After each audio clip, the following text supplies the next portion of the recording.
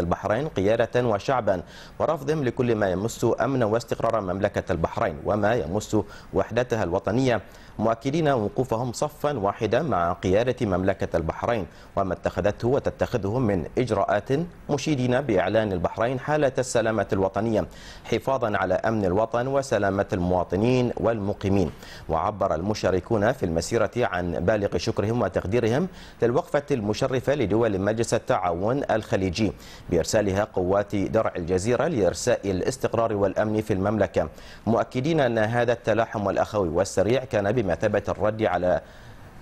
كل من كان يحاول شق صفوف دول مجلس التعاون وينفذ أجندة أجنبية لزعزعة الأمن في دول المجلس. وأكدوا أن مسيرتهم سعت لتصحيح الصورة المزيفة التي روجت لها قنوات الفتنة التي استهدفت البحرين وظلت تزور الحقائق حول الأحداث وتنقلها من منظور واحد يمثل وجهة نظر جهات لا يروق لها أن ترى البحرين في مقدمة الدول وتسير في خطى ثابتة نحو مستقبل مشرق يحقق رفعة والازدهار لها ولأبناء شعبها المخلصين. ورفع الطلاب المشاركون صور القيادة الحكيمة وأعلام المملكة والشعارات التي تمجد وتشير بإنجازات الوطن ومكاسبه الوطنية، سائلين المولى عز وجل أن يحفظ قيادتنا الحكيمة ومملكة البحرين الغالية وشعب البحرين الكريم، ويديم علينا نعمة الأمن والأمان والازدهار والرخاء في ظل القيادة الحكيمة لحضرة صاحب الجلالة الملك المفدى وحكومته الرشيدة